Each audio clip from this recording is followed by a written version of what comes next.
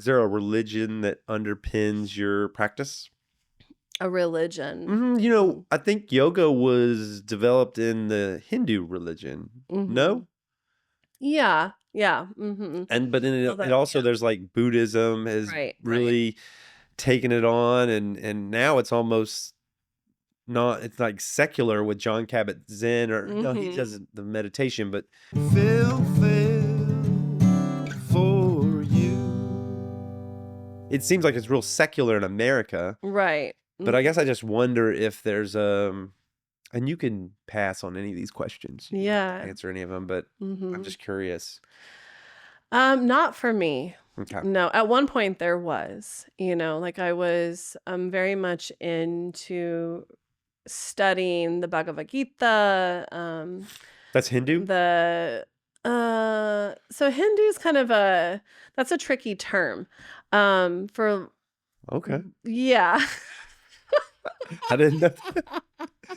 It's tricky. So and so we'd have to kind of get into like a history lesson to explore that, which I don't want to today. We're not going to do that today. Yeah. Look out for part 2 of this next session, where we learn Hinduism. Nope. Hard pass. Yeah. So, but you were studying about... So at one point, yes, right?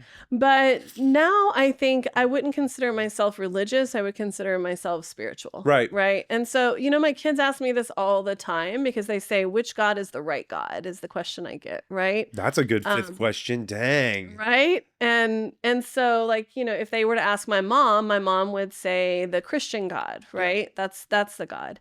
And so they always say, well, Mom, what do you think? And I'm like, I don't know. Like, I don't have the answer. I think that all I can do is drop into what feels right in this moment, or intuitively.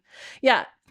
I don't say all those words to my like 7-year-old. I basically say, I think they're all right. I think, and in fact, like if we look at the different texts, there's some similarity in what Buddha says and what Jesus says. A lot of similarity. Right. And so I think, like all of these people that have all of these things to say, they're coming from the same source, whatever that is. Yeah. And I don't know. Maybe when I die, I'll know.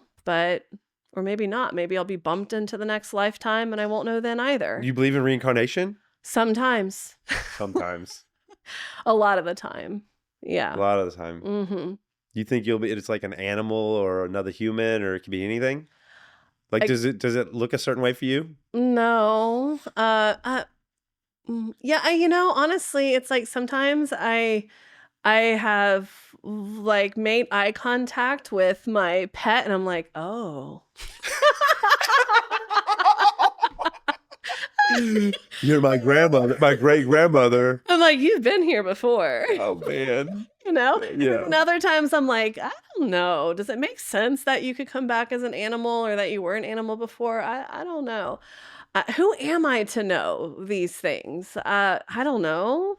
So yeah, I just think that there is some source. I don't know what it is. I know when I feel more connected to it. Yeah. And I know when I don't. Yes. Right. And you probably feel better when you feel connected to it, and a little bit less when you're not. Right. And then I also know that, what all of these people, children of whoever the source, yeah like Buddha and Jesus, like when they say something that really feels like truth, and it's like, well, how can they be saying the same thing and it feels so true, right? But yet only one has the right answer or the right God. That doesn't make sense to me. So yeah, spiritual but not religious, and religion to me just doesn't feel right. Right. Because it's almost like negating some aspect of the truth. Yeah, I like it. And have you I hate to use the word synthesize again. I just used it recently, but have Mhm. you synthesized the positive from a bunch of your studies to bring about your own Yes. version of spirituality that Mhm. takes from all of these and says, like, I'm just going to take the good and leave the bad and develop my own kind of, Mhm. and maybe it's not even codified, it's just swirling around in there. Mhm. Yeah, I think so, yeah.